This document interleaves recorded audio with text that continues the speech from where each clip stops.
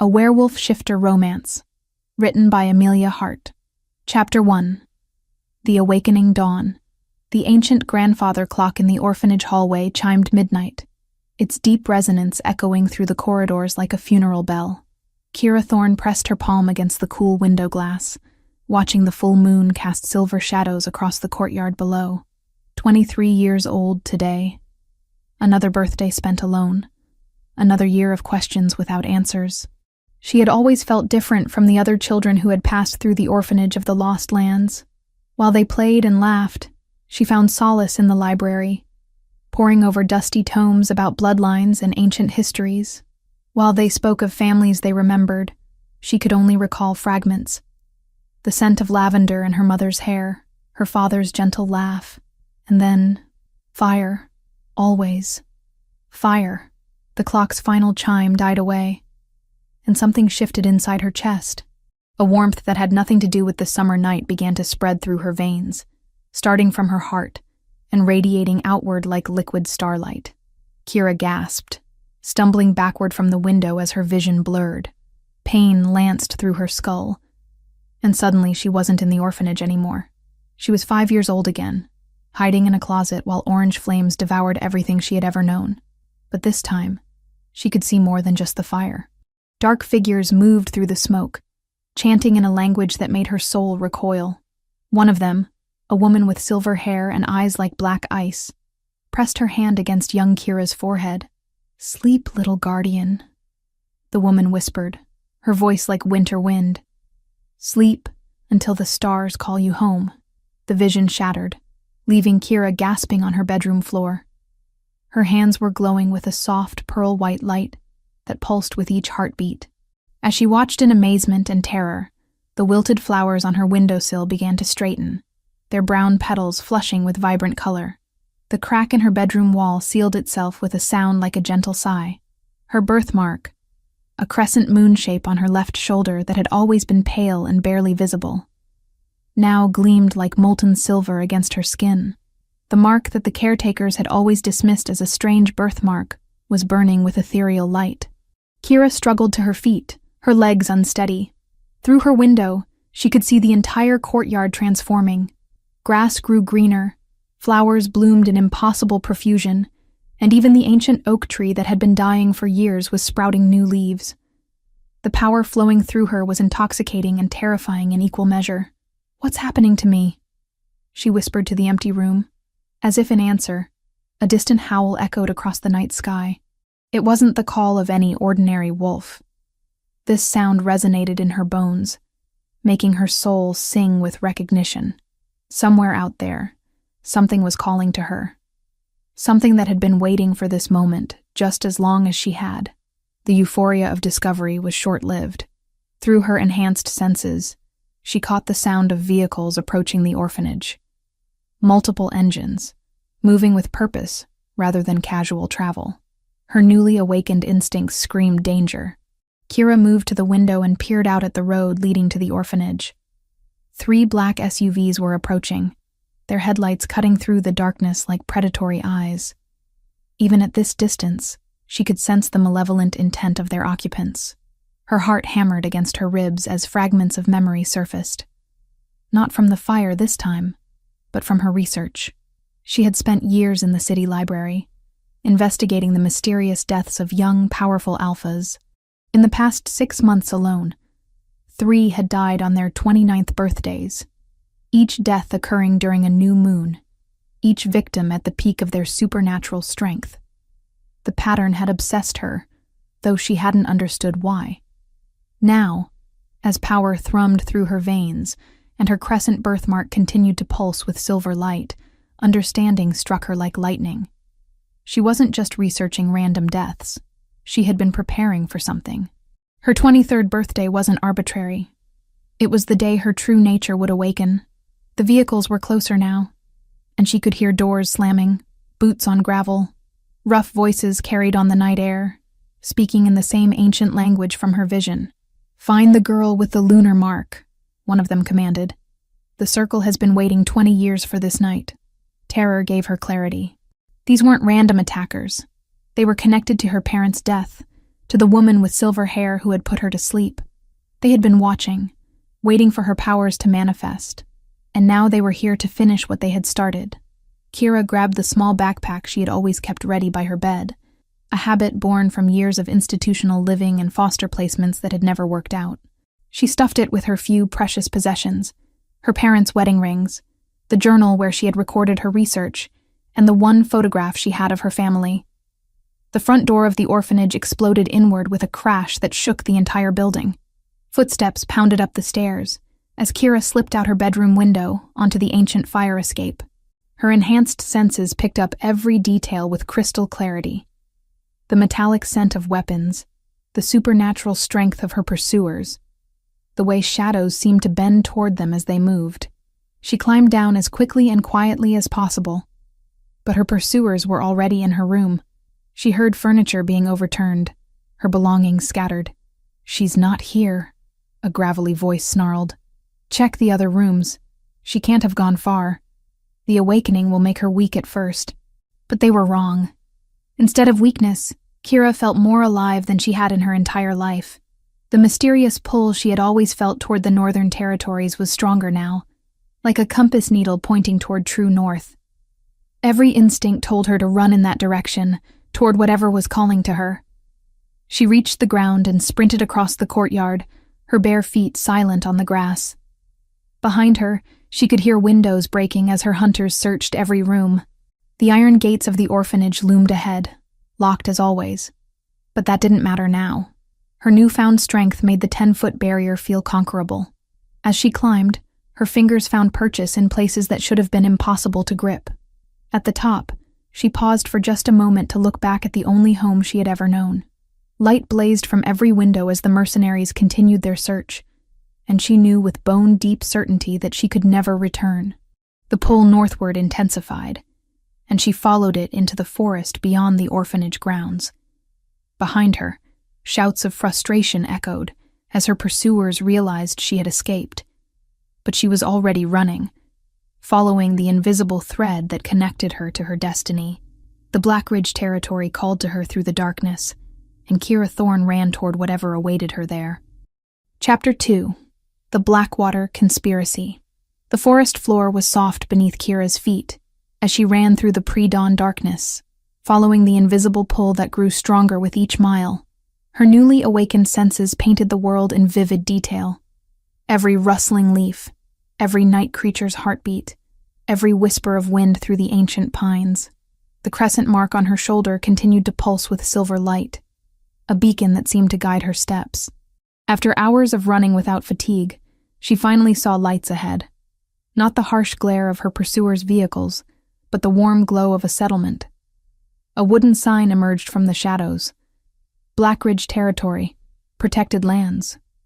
Below it, smaller text warned, "Trespassers will be dealt with, according to pack law." The pull in her chest intensified, confirming what her instincts already knew. This was where she belonged.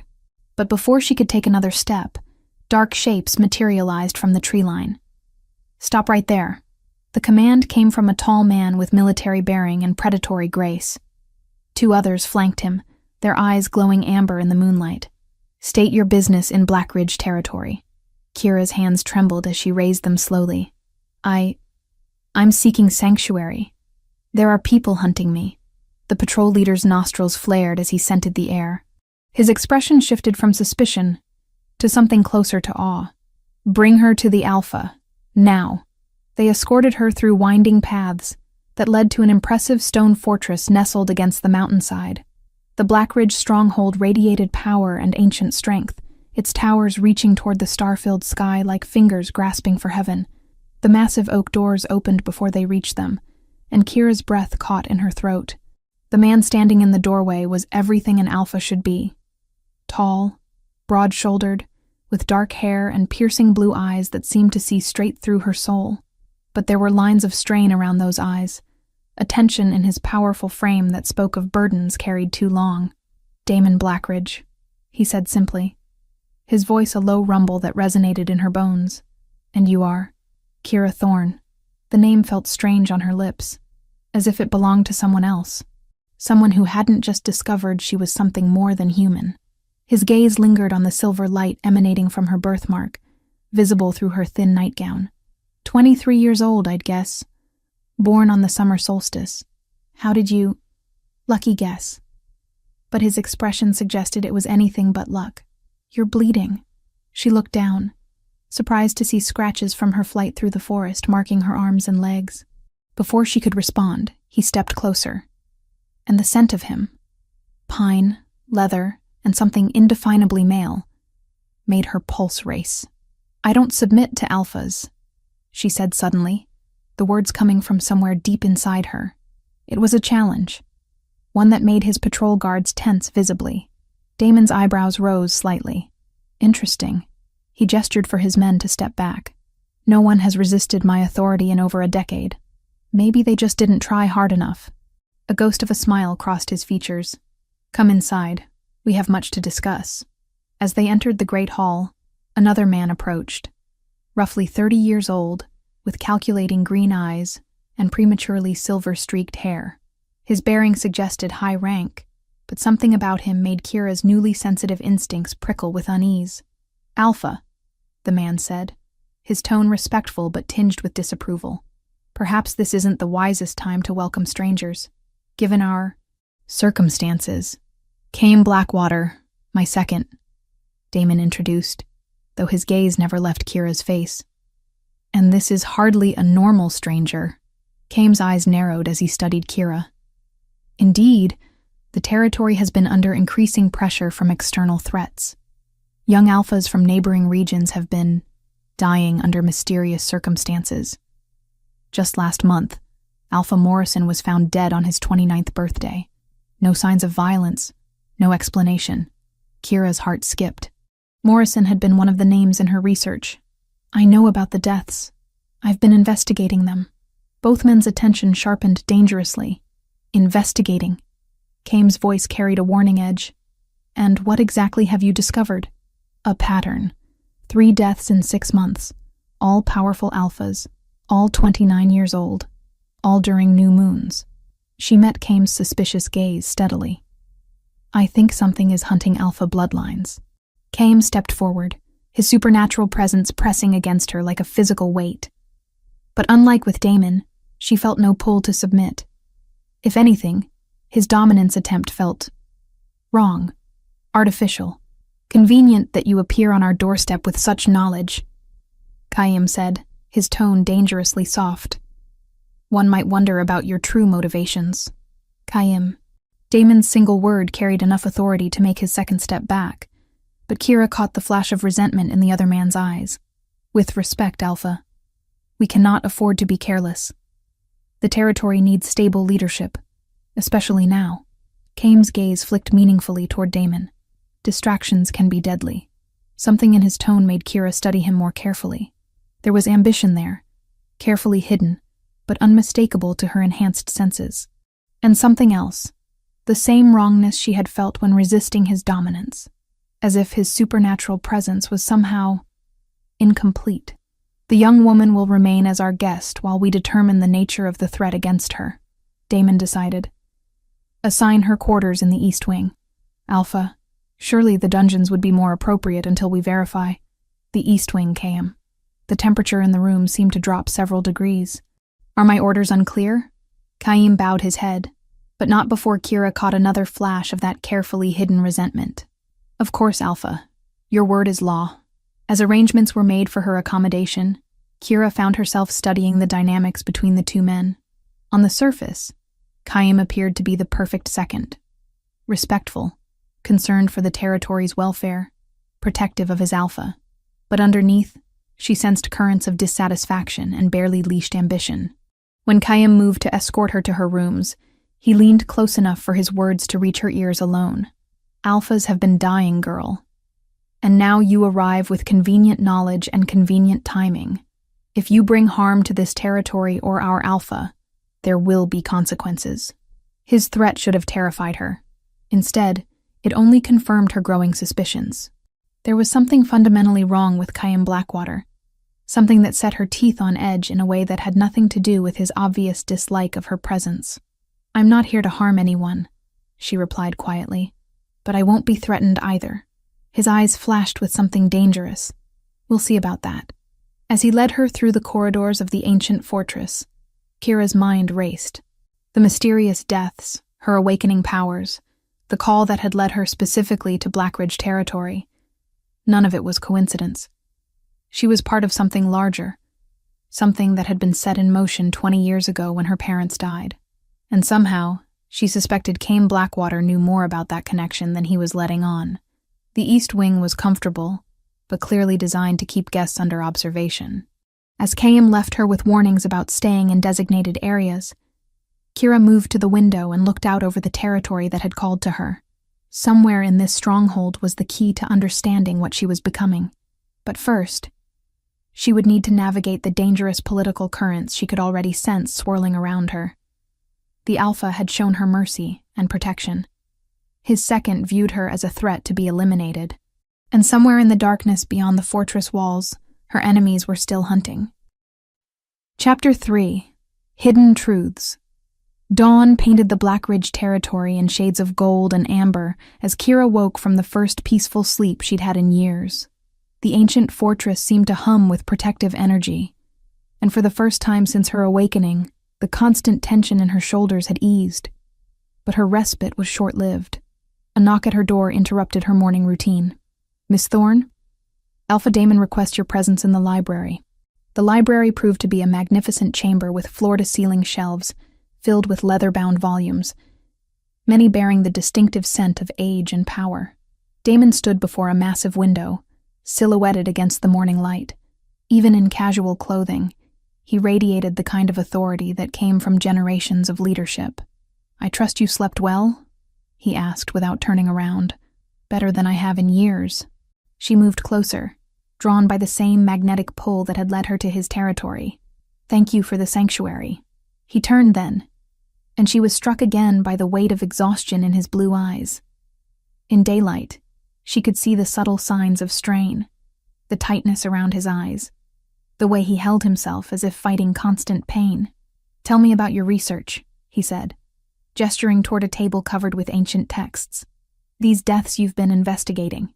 Kira settled into a chair across from him, acutely aware of how his presence affected her. "It started as curiosity. I've always been drawn to genealogies, bloodline records. But these deaths, they felt personal somehow." She opened her journal, pages filled with meticulous notes and family trees. Alpha Morrison, 29, found dead in his study with no signs of struggle. Alpha Garrett from the Western Reaches, 29, collapsed during a pack meeting. Alpha Sebastian from the Southern Territories, 29, died in his sleep. Damon's expression grew increasingly grim as she continued. All of them were known for exceptional strength, all from powerful bloodlines, and all died exactly on their 29th birthday during a new moon. You see the pattern. More than that. She traced a finger along one of the genealogical charts. "I think I see the connection." Each of these families had historical conflicts with something called the Shadow Circle centuries ago. The ancient book in Damon's hands slammed shut with enough force to make her jump. "Where did you hear that name?" "It's mentioned in several historical accounts, always in reference to some kind of cult that fed on supernatural power. The records are fragmentary, but nothing." His voice carried an edge of command that made her spine straighten instinctively. "The Shadow Circle is a myth, a story told to frighten children." Despite the authority in his voice, Kira found herself resisting. The evidence suggests otherwise. These deaths aren't random, and they aren't natural. Before Damon could respond, Caim Blackwater entered the library with the measured steps of someone who had been listening at the door. "Forgive the interruption, Alpha, but we have pressing territory matters to discuss." Kira caught the meaningful look that passed between the two men, a reminder that Damon had responsibilities beyond entertaining a mysterious refugee. But she also noticed how Caim's gaze lingered on her open journal, his eyes scanning the information she had shared with calculating interest. "Of course." Damon's tone was carefully neutral. "Kira, perhaps you could continue your research here while Caim and I attend to business." As the two men moved toward the door, Kira heard fragments of their conversation. Something about patrol schedules and border security. But what caught her attention was Caim's comment. "We cannot afford to appear weak, Alpha. Other territories are watching for signs of instability. The door closed behind them, leaving Kira alone with her thoughts and the vast collection of Blackridge family histories. She had intended to continue her research, but instead found herself drawn to a section of genealogical records that made her breath catch. The Blackridge bloodline showed the same pattern as the other families: a history of conflict with the Shadow Circle, and a disturbing trend of male heirs dying young. Generation after generation, the firstborn sons died before their 30th birthday, always under mysterious circumstances. Her hands trembled as she traced the family tree down to the current generation. Damon Blackridge, born 28 years and 8 months ago.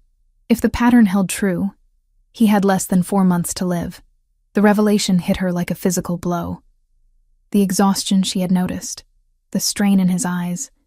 He knew he was living under a death sentence, watching the calendar count down to his inevitable end. Fascinating reading? Kira spun to find Chaim standing in the doorway, having returned far sooner than expected. His green eyes held a calculating gleam that sent warning signals through her enhanced senses. "Just trying to understand the history," she replied carefully. "These bloodline records are remarkably detailed." "Indeed they are." He moved closer, his presence somehow oppressive in the vast library. "Tell me, Miss Thorne, what exactly were you doing in that orphanage? It's quite a coincidence. A researcher of supernatural genealogies growing up so close to territories that have been affected by recent tragedies." The accusation in his tone was unmistakable. "I was trying to survive, just like any other orphan." He picked up one of her research notes, studying it with the air of someone looking for evidence of guilt. "And your sudden appearance here, just as our alpha faces his own challenges? Another coincidence?" Kira's temper flared, though she kept her voice level. "What exactly are you implying, Mr. Blackwater?" "I'm implying that your timing is suspiciously convenient. Young alphas are dying, and you arrive with extensive knowledge of their deaths.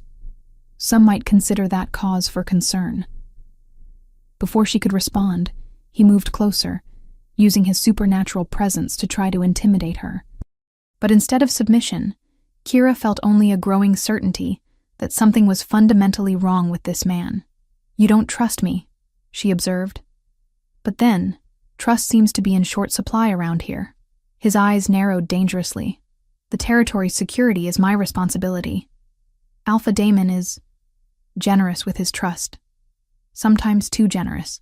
There was something in his tone, a possessiveness that went beyond loyalty to territory, as if he viewed Damon's generosity not as a virtue, but as a weakness to be corrected. "He's dying, isn't he?"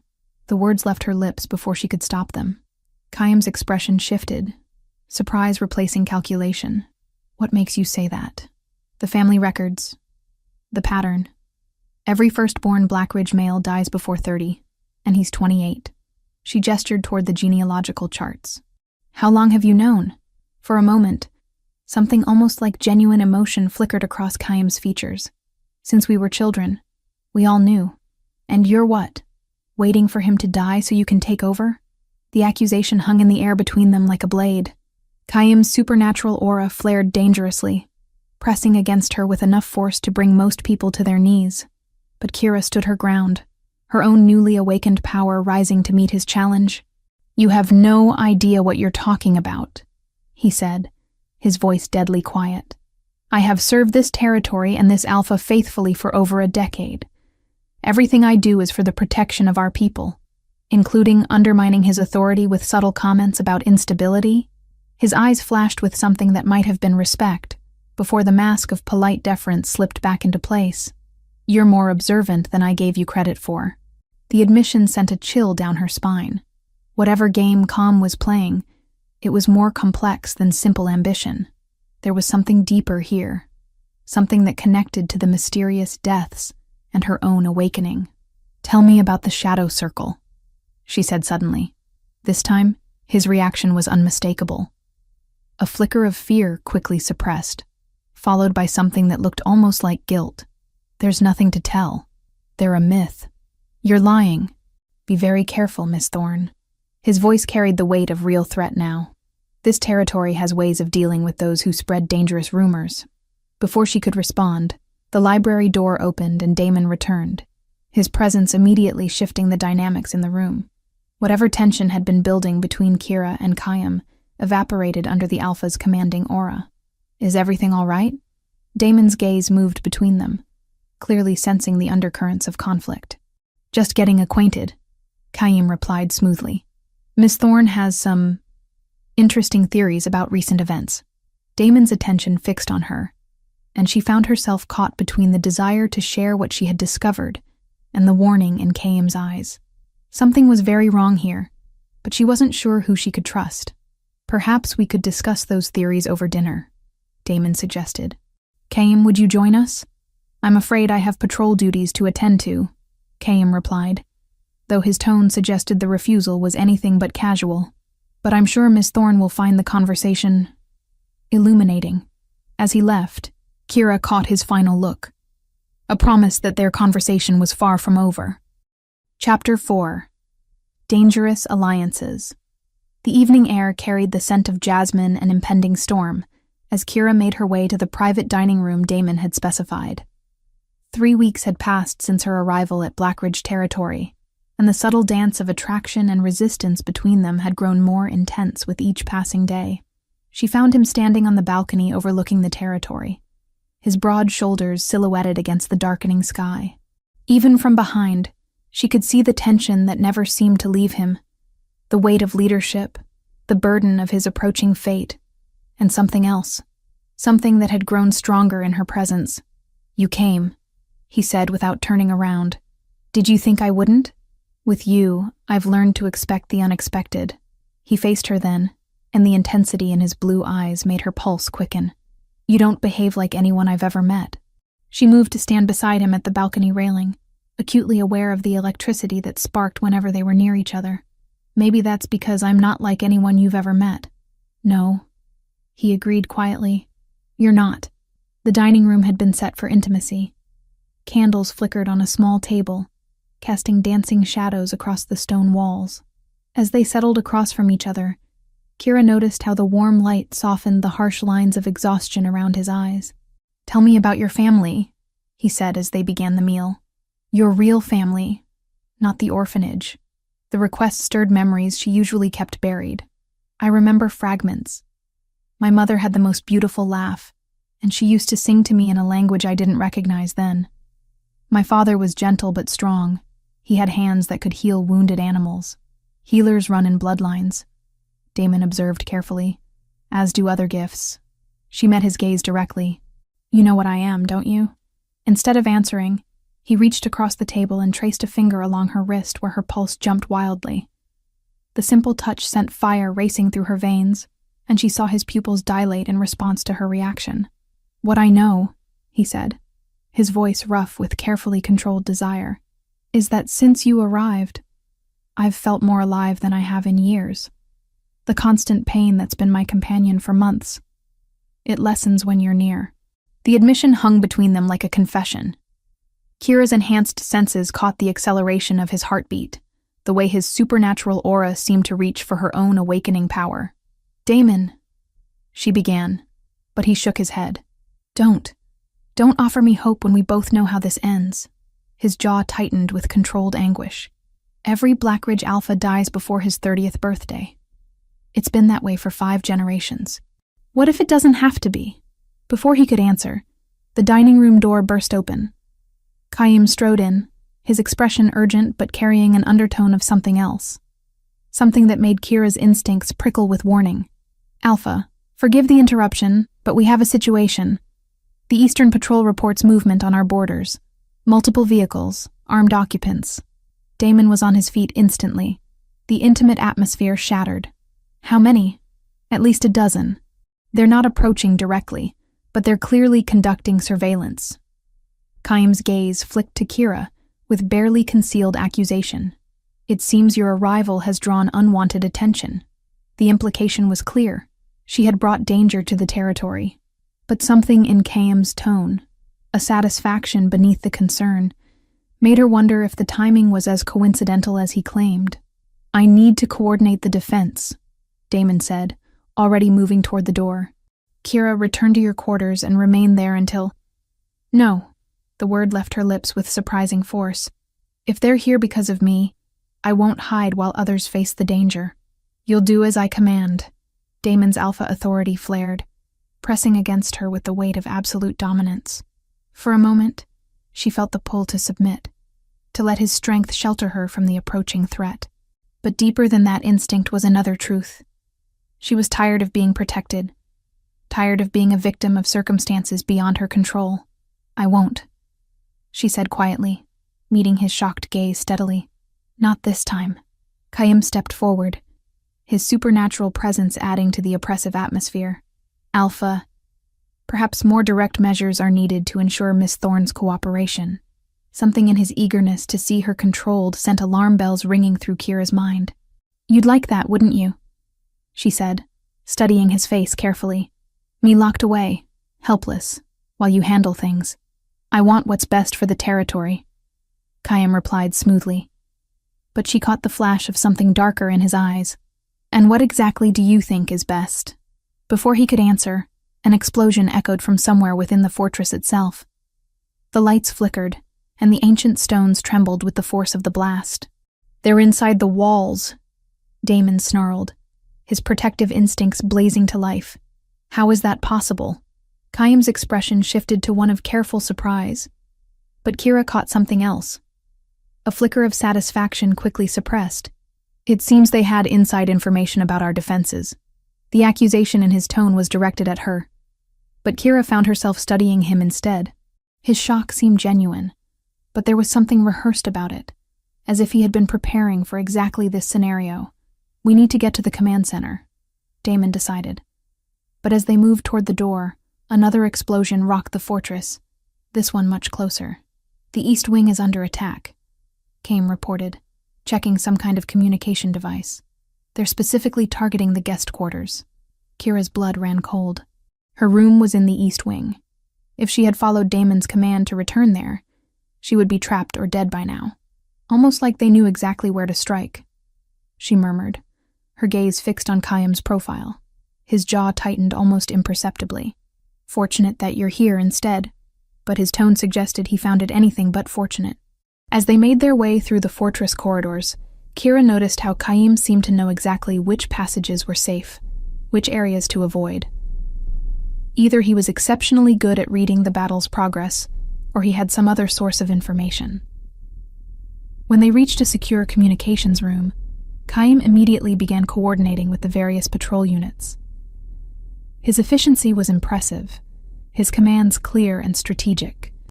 But Kira caught fragments of his conversations that made her uneasy. Fall back to secondary positions, he ordered one unit. Allow them to advance to the main courtyard. Chaim, Damon's voice carried a warning. We don't retreat in our own territory. Strategic repositioning, Alpha. We can better control the engagement from prepared positions. It sounded reasonable, but something about the way he avoided eye contact made Kira's newly sensitive instincts scream warnings. She moved closer to the window, trying to see the attackers for herself. What she saw made her heart stop. The mercenaries moving through the courtyard wore the same dark uniforms as the men who had attacked the orphanage. But more importantly, they were moving with the confidence of people who knew exactly where they were going. They're not just attacking, she said suddenly. They're herding us, driving us towards specific locations. Damon joined her at the window, his expression growing increasingly grim. She's right. This is too coordinated to be a random assault. Perhaps, Chaim said carefully, we should consider that they have specific objectives.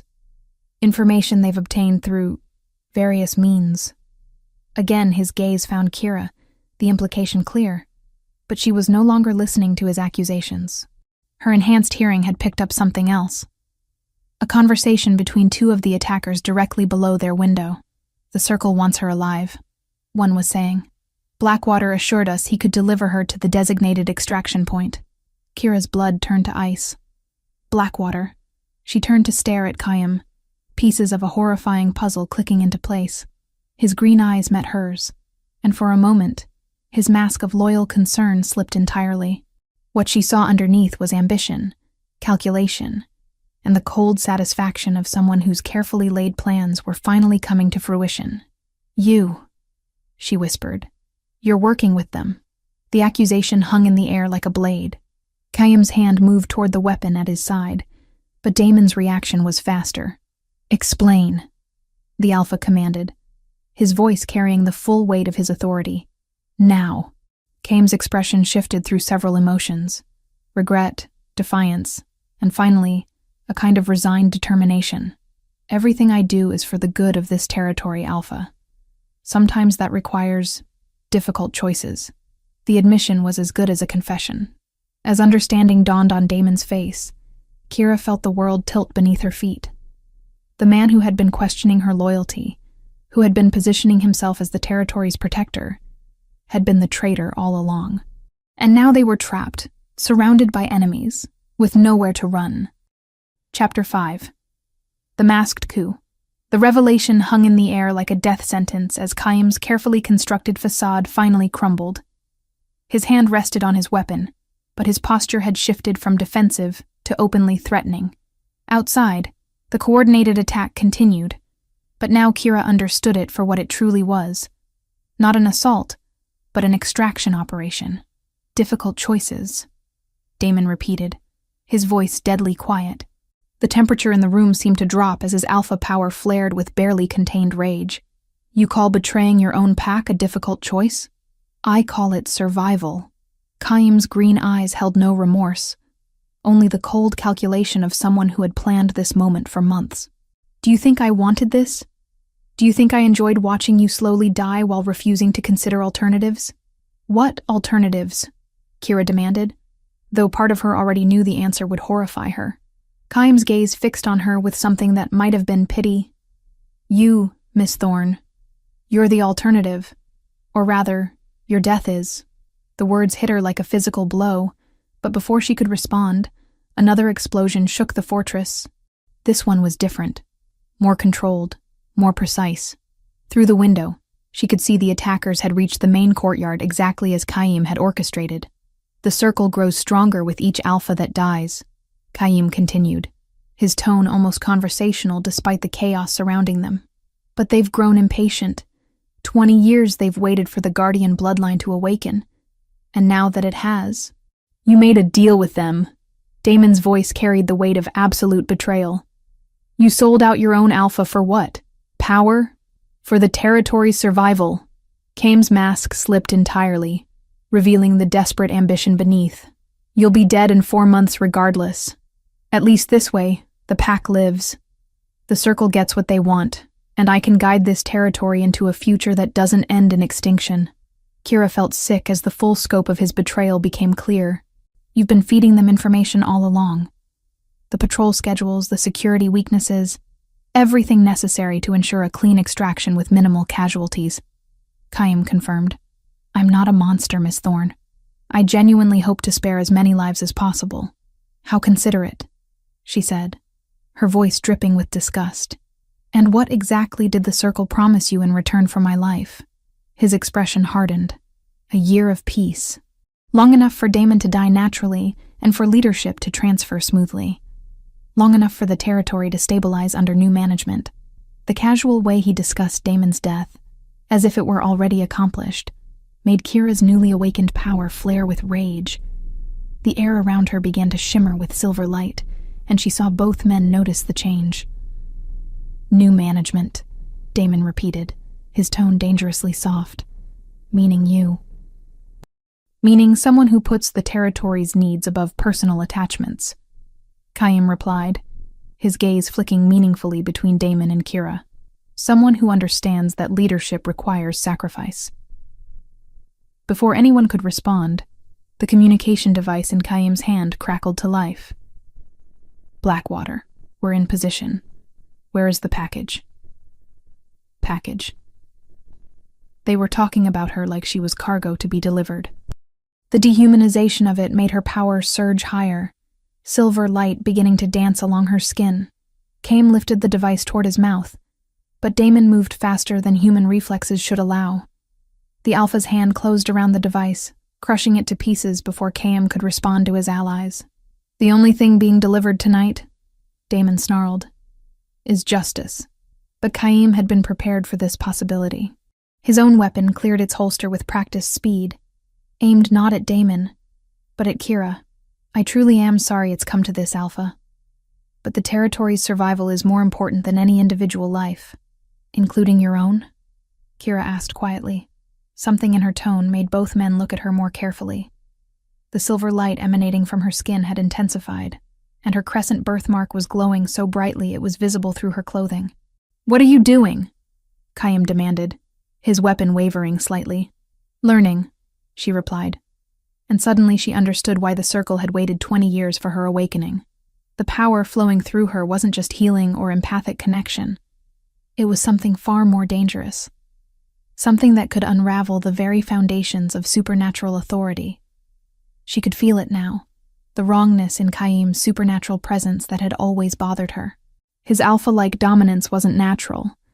It was borrowed, stolen, artificial. And now that she knew what to look for, she could see the source. You're not just working with the circle, she said, her voice filled with dawning horror. You're one of them. The accusation hit like lightning. Chaim's carefully maintained composure cracked, revealing something inhuman beneath. His green eyes flickered with an otherworldly light, and for a moment, his human facade slipped entirely. Impossible, Damon breathed, but his enhanced senses were confirming what Kira had revealed. The scent of him, the texture of his supernatural aura. It was all wrong. Not one of them, Chaim corrected, his voice taking on a different quality now that his deception was exposed. But I've been enhanced by them. 20 years of small rituals, gradual changes. They needed someone inside the pack, someone who could guide events toward their desired outcome. 20 years, Kira repeated, understanding flooding through her. Since my parents died, since the fire, your parents discovered what was happening to the Alpha bloodlines, Chaim confirmed, his weapon still trained on her but his attention split between multiple threats. They were close to exposing the circle's influence. Their death was necessary. The casual admission of her parents' murder sent Kira's power exploding outward. Silver light filled the room, and she felt something fundamental shift in the supernatural landscape around them. Chaim's borrowed dominance wavered under the assault of her awakening abilities. You killed them, she said, her voice carrying harmonics that made the stones of the ancient fortress resonate. You've been manipulating events for decades, guiding this territory toward destruction, and now you want to sacrifice me to complete your master's plan. It's not personal, Chaim insisted, but his weapon was shaking now as her power pressed against him. The circle's vision extends beyond individual territories, beyond single lifetimes. They're building something larger, something that will bring order to the chaos of supernatural politics. By murdering alphas and enslaving their people, Damon snarled. His own power was rising now, feeding off Kira's energy in a way that surprised all three of them. The connection between them had always been strong, but now it was something more, a resonance that amplified both their abilities. Chaim's eyes widened as he recognized what was happening. The mate bond, he breathed. You've formed a mate bond with her. That's not possible. She's not Pack. She's not even Shifter. She's something else entirely, Damon replied, moving to stand beside Kira. Something the circle has been hunting for good reason. Outside, the sounds of battle were intensifying. The extraction team was growing impatient, and soon they would come looking for their inside contact. But the dynamic in the room had shifted dramatically. Last chance, Chaim, Damon offered, though his tone suggested he hoped the traitor would refuse. Surrender now, and I'll make your death quick. Chaim's laugh was bitter and entirely without humor. You still don't understand, do you? This isn't about me anymore. The circle has been planning this for generations. Even if you kill me, even if you escape tonight's extraction, they'll never stop hunting her. His gaze fixed on Kira with something that might have been genuine regret. You represent the end of their immortality, the destruction of everything they've built. They would rather see every supernatural territory burn than allow you to reach your full potential. Before anyone could respond, the door to the communications room exploded inward. Armed figures in dark tactical gear poured through the opening, their movements coordinated and professional. But they weren't alone. Leading them was a woman with silver hair and eyes like black ice. Kira's blood turned to frozen terror as memory crashed over her. This was the woman from her childhood vision, the one who had pressed her hand against young Kira's forehead and whispered words that had stolen 20 years of her life. "Hello, little guardian," the woman said, her voice like winter wind. "It's time to complete what we started." The trap was closing, and Kira realized with growing horror that Qaim's betrayal was only the beginning. The circle had finally come to collect their prize, and they had brought enough force to ensure success. The real battle was about to begin. Chapter 6. The Shadow's Truth. The silver-haired woman stepped into the communications room like death incarnate, her presence sucking the warmth from the air. Behind her, a dozen armed mercenaries formed a semicircle, their weapons trained on Kira with professional precision. But it was the woman's obsidian eyes that held Kira frozen, eyes that had haunted her nightmares for 20 years. "Serafina Vex," Damon breathed, recognition and revulsion warring in his voice. "I should have known the circle would send their high priestess personally." "Alpha Blackridge," Serafina replied with mock courtesy, her gaze never leaving Kira's face. "How gratifying to see you've kept our little guardian safe for us. Though I confess, allowing her to awaken was unexpected." The silver light emanating from Kira's skin pulsed brighter at the woman's proximity, as if her very presence was an affront to the power flowing through her veins. "You murdered my parents," Kira said, her voice steady despite the terror clawing at her chest. "I freed them from the burden of watching you fulfill your destiny," Serafina corrected, stepping closer with predatory grace. "They were weak, too attached to sentimentality to see the greater purpose their daughter would serve." Qaim moved to stand beside his true allies, his weapon still trained on Kira, but his posture now openly aligned with the circle. "The extraction is complete, High Priestess. The territory is secure, and the Alpha is contained." "Is he?" Serafina's gaze flicked to Damon with amusement. "Tell me, young Alpha, do you feel contained?" The question seemed innocent enough, but Kira felt the supernatural pressure in the room shift dramatically. Damon's power, which had been rising in response to the threat, suddenly wavered. His face went pale, and he stumbled against the wall as if the strength had been drained from his limbs. "What did you do to him?" Kira demanded, moving instinctively to support him. "Nothing permanent," Serafina assured her with false kindness, "merely accelerated a process that was already underway. You see, the curse on the Blackridge bloodline isn't a natural phenomenon. It's a carefully crafted tool that we've been refining for generations." The revelation hit like a physical blow. "The deaths of the other alphas." "Practice," Serafina confirmed with chilling satisfaction. "Each death taught us more about how to harvest and concentrate supernatural power. Your dear Alpha here represents the culmination of that research." Damon tried to straighten, his supernatural aura flaring weakly in defiance. But whatever Serafina had done was sapping his strength at an alarming rate. The pattern," he gasped.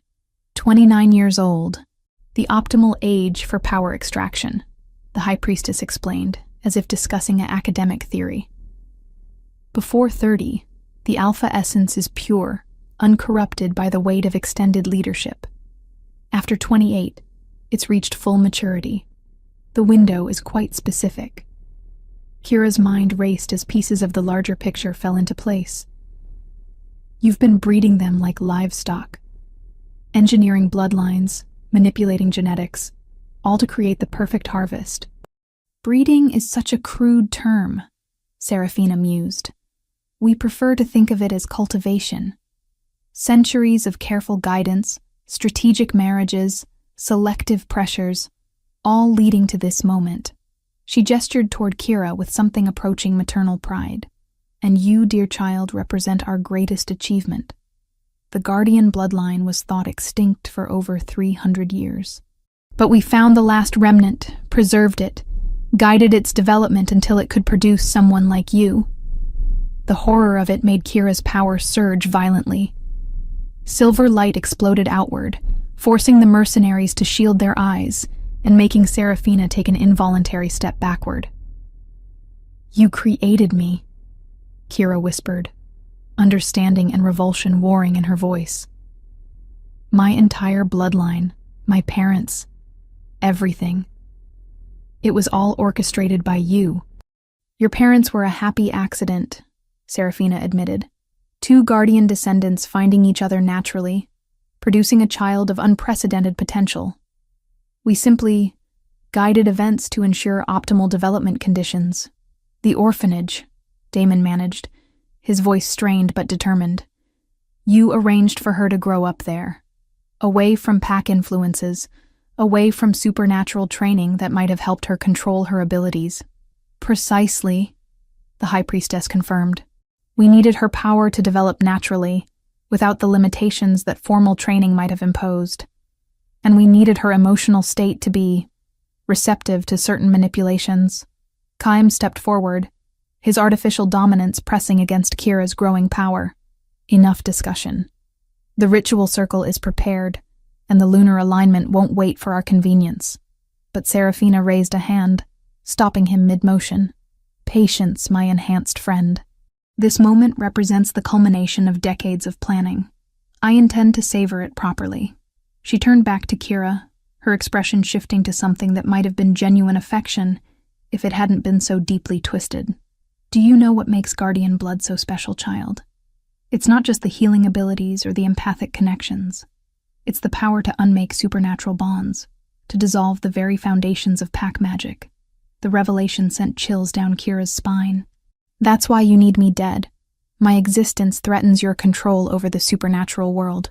Your existence threatens the natural order, Serafina corrected. For 3 centuries, we have maintained balance through careful cultivation of power. We have prevented wars, eliminated chaos, brought stability to a world that would otherwise tear itself apart through primitive territorial disputes. By murdering anyone strong enough to oppose you, Damon snarled, though the effort of speaking clearly cost him. By harvesting power from those too short-sighted to use it properly, the High Priestess replied without a trace of remorse. Every alpha we've claimed has contributed to a greater purpose. Their strength flows through us, allowing us to guide supernatural society toward its proper evolution. Kira felt sick as the full scope of their plan became clear. You're parasites. You've been feeding off the supernatural community for centuries, convincing yourselves that it's for the greater good. We are gardeners, Serafina countered, her voice taking on the fervor of true belief, pruning the wild growth, directing the flow of power toward productive channels. Without our guidance, your kind would have destroyed itself through endless territorial wars centuries ago. But even as she spoke, Kira could feel something changing in the supernatural atmosphere around them. Her power was no longer just growing. It was evolving, reaching toward connections she had never understood before. Through her bond with Damon, she could sense the artificial constraints that had been placed on his bloodline, the subtle manipulations that had guided his family toward their predetermined fate. You made a mistake, she said quietly, her voice carrying harmonics that made the stones of the fortress resonate with power. You let me form a mate bond with him before the extraction. Serafina's confident expression flickered with the first hint of uncertainty. The bond is irrelevant. Once the ritual begins, the bond changes everything. Kira continued, her silver light beginning to pulse in rhythm with Damon's weakened aura. You can't harvest his power without going through mine first. And my power, she smiled with grim satisfaction. My power unmakes supernatural bonds, remember? The High Priestess's eyes widened with genuine alarm as understanding dawned. No, the ritual calculations don't account for guardian interference. Then you should have killed me 20 years ago when you had the chance. Kira's power exploded outward with volcanic force, silver light filling the room and pressing against every supernatural presence within its reach. Chaim cried out as his borrowed dominance began to unravel under the assault, the artificial enhancements gifted by the circle dissolving like smoke before her awakening abilities. But her focus was on Damon, on the intricate web of curses and constraints that had been woven around his bloodline for generations. She could see them now. Dark threads of corrupted magic that had guided his family toward their predetermined fate. And with growing confidence, she began to unmake them one by one. Serafina stumbled backward, her own supernatural aura wavering as Kira's power challenged the very foundations of the circle's magic. "Stop her!" she commanded her mercenaries. "Kill her now before—" But it was too late. The ancient bonds were breaking, the carefully crafted curses dissolving, and with them, the circle's control over the supernatural world began to crumble. Chapter 7. Breaking the Chains. The explosion of guardian power sent shockwaves through the ancient fortress as centuries of carefully woven curses began to unravel. Seraphina staggered backward, her immortal features contorting with rage and disbelief as the foundations of the circle's magic crumbled beneath Kira's assault. "Impossible!" the high priestess snarled, her obsidian eyes blazing with fury. "The ritual bindings have held for 300 years. Your mistake was underestimating what love could accomplish," Kira replied, her voice carrying harmonics that made the very stones sing with power. Through her connection with Damon, she could feel his strength returning as each cursed thread dissolved, the artificial constraints that had doomed his bloodline falling away like broken chains. Qaim writhed on the floor, his borrowed dominance completely unraveled by her awakening abilities. Without the circle's enhancements, he appeared smaller, more human, and infinitely more pathetic. "The territory," he gasped, reaching desperately toward Seraphina. "You promised the territory would survive. Your territory is irrelevant now," the high priestess snapped, her attention fixed entirely on Kira. "As is your usefulness." With casual cruelty, she gestured toward one of her mercenaries. The man's weapon swung toward Qaim without hesitation, ending the traitor's protests with brutal efficiency. The man who had orchestrated so much suffering died as he had lived, as a tool to be discarded when no longer needed. But Kira barely registered his death. Her consciousness was expanding, touching the supernatural framework that held the entire region together. She could sense other territories, other alphas laboring under similar curses, other bloodlines carefully cultivated for eventual harvest. The scope of the circle's manipulation stretched across continents and centuries. "Do you see it now?" Seraphina asked, her voice taking on an almost hypnotic quality despite her rage. "The delicate balance we've maintained? Remove our guidance, and chaos will consume everything. Territories will war against each other, power will corrupt absolutely, and your precious supernatural world will burn. Better fire than slavery," Damon managed, his voice stronger now as more of the cursed bindings fell away. He pushed himself upright, his alpha presence blazing with restored vitality. At least in chaos, people have the chance to choose their own fate. But even as his power returned, Kira could sense the toll her efforts were taking. Each curse she unraveled required tremendous energy, and there were so many, layer upon layer of manipulation stretching back through generations of his family.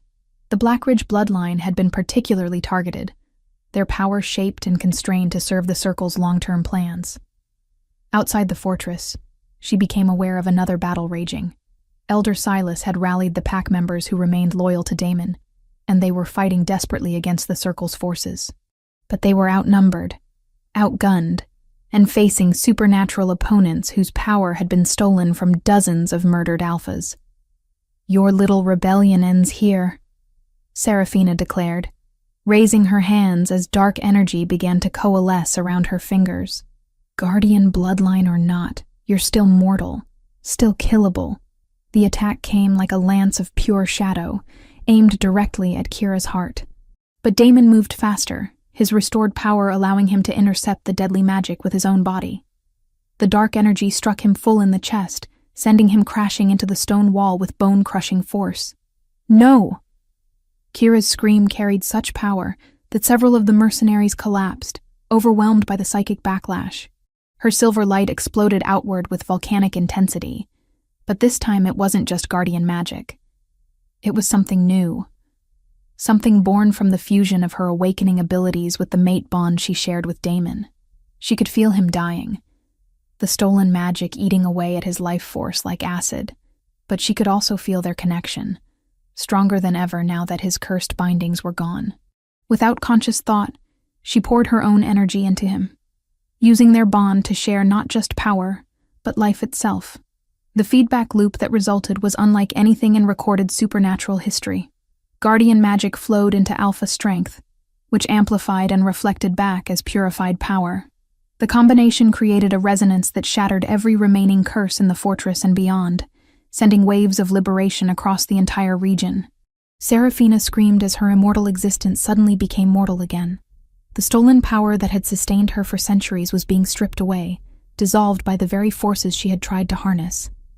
Around her, the remaining mercenaries collapsed as their artificial enhancements failed, leaving them as merely human soldiers facing supernatural fury. "What have you done?" the former high priestess demanded, her ageless features already beginning to show the weight of her true years.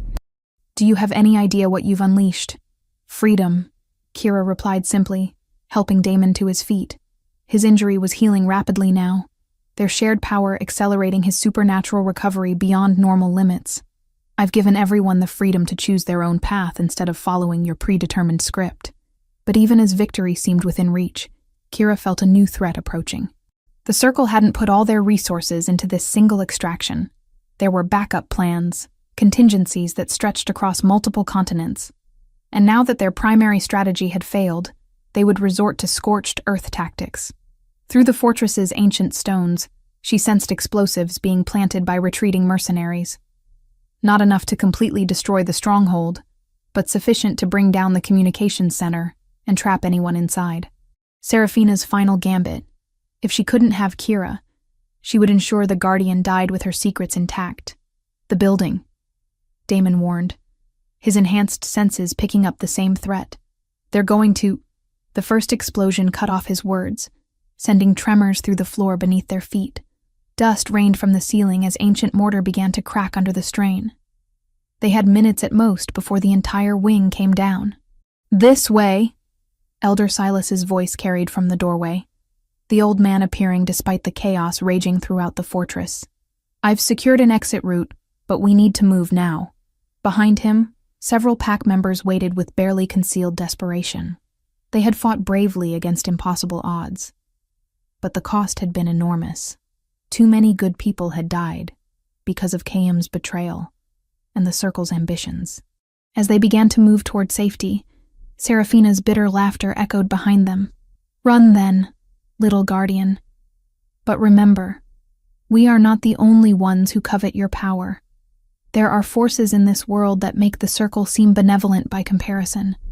Your victory tonight has announced your existence to every supernatural predator on the planet." Her words carried the weight of prophecy, but Kira refused to let fear paralyze her. She had spent 20 years running from her destiny, letting others define her path and limit her choices. That ended now. "Let them come," she said, her voice carrying across the collapsing room with absolute determination. "I'm done hiding from what I am." The second explosion was larger, bringing down a section of the outer wall and filling the air with choking dust. But by then, Kira and her allies had reached Elder Silas's escape route, a hidden passage that led through the fortress's foundations to emerge in the forest beyond. As they ran through the ancient tunnels, Kira could feel the supernatural landscape around them continuing to change. Her power was still active, still unraveling the Circle's influence wherever it touched. Across multiple territories, Alphas were experiencing sudden freedom from constraints they hadn't even known existed. The ripple effects would be felt for generations. Behind them, the fortress shuddered as more explosives detonated, but the ancient stones held, testament to the strength of the bloodline that had built them and the power that now flowed freely through their foundations. They emerged into moonlight to find a battle-scarred but triumphant pack waiting for them. The Circle's forces had been routed, their supernatural advantages stripped away by Kira's power. Those few who survived were fleeing into the night, carrying news of their defeat to whatever remained of their organization. "The territory is secure," Elder Silas reported, his weathered face showing both relief and profound sadness for the losses they had suffered. "But the cost will be remembered," Damon promised, his arm around Kira as they stood together beneath the stars. "Every life lost tonight will be honored, and their sacrifice will not be in vain." As if summoned by his words, representatives from neighboring territories began to arrive. Alphas and pack leaders drawn by the supernatural shockwaves that had emanated from the fortress. They came seeking answers, demanding explanations for the night's unprecedented events. But for the first time in decades, They came as equals rather than potential victims of an invisible puppet master's schemes. The Circle's reign of manipulation was over, and the supernatural world would never be the same. Chapter 8. The New Dawn. 6 months had passed since the night that changed everything, and the morning sun cast golden light across a transformed Blackridge territory. From her position on the private balcony of the Alpha's quarters, Kira watched the daily training sessions in the courtyard below, where young pack members learned not just combat techniques, but the principles of consensual leadership that had become the foundation of their new society. The physical scars of that terrible night had long since healed, but the deeper changes continued to ripple outward like stones thrown into still water. The fortress itself bore testament to renewal. Damaged walls had been rebuilt stronger than before, and new wings had been added to accommodate the steady stream of refugees from territories still struggling to adapt to their sudden freedom from the Circle's manipulation. "Admiring your handiwork?" Damon's voice carried warmth and amusement as he joined her on the balcony, 2 steaming cups of coffee in his hands. "Admiring our handiwork," she corrected, accepting the offered cup and leaning into his solid warmth.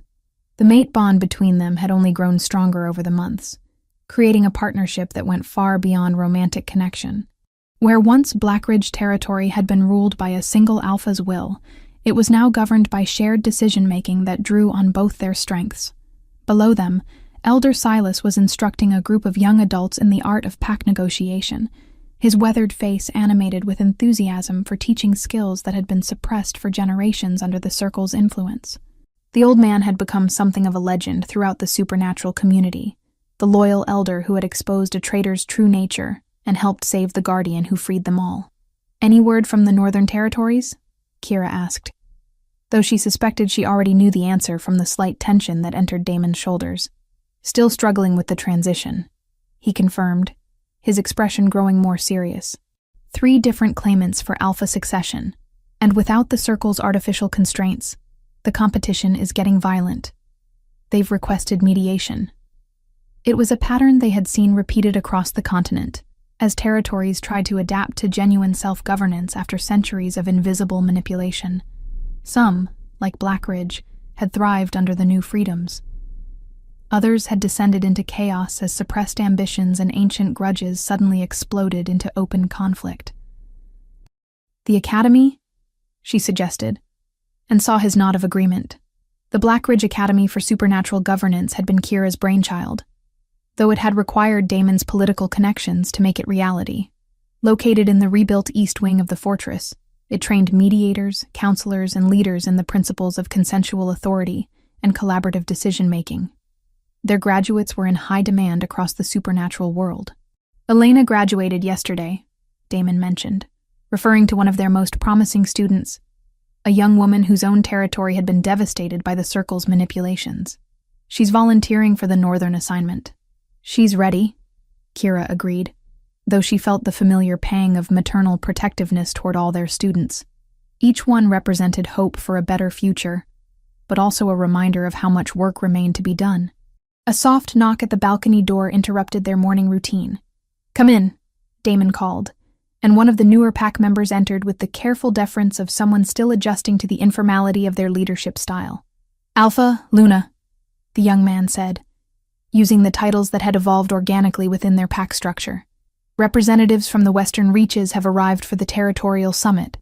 They're anxious to begin negotiations."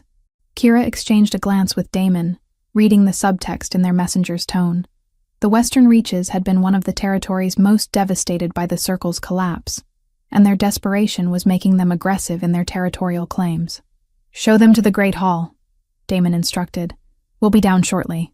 As the messenger departed, Kira felt the familiar flutter of movement in her abdomen. At 4 months pregnant, she was just beginning to show, though her enhanced healing abilities had made the early stages remarkably comfortable. The child they had created would be unprecedented, the offspring of a freed Alpha bloodline and an awakened guardian, with potential that even Kira's enhanced senses couldn't fully predict. "Are you sure you're up for a full day of territorial negotiations?" Damon asked, his protective instincts showing, despite his careful respect for her independence. "The baby seems to enjoy the political drama," she replied with a smile, placing her hand over the slight swell of her stomach. "Besides, Someone needs to keep you from making too many concessions out of guilt over the Circle's legacy. It was a gentle tease, but it touched on a real dynamic in their relationship. Damon's sense of responsibility for the supernatural community's struggles sometimes led him to offer more assistance than their own territory could reasonably provide. Kira's role was often to provide the perspective of someone who had grown up outside pack politics, seeing situations with clearer eyes. The Great Hall had been transformed since that terrible night 6 months ago. Where once it had been a display of alpha dominance, it was now configured for collaborative discussion. The traditional raised platform had been replaced with a circular arrangement that put all participants on equal footing, and the ancient weapons displays had given way to artwork created by pack members and academy students. Representatives from a dozen territories had gathered for this summit, their faces showing the strain of 6 months of unprecedented change. Some, like Alpha Morrison's widow from the Eastern Mountains, radiated the confidence of leaders who had successfully adapted to their new freedoms.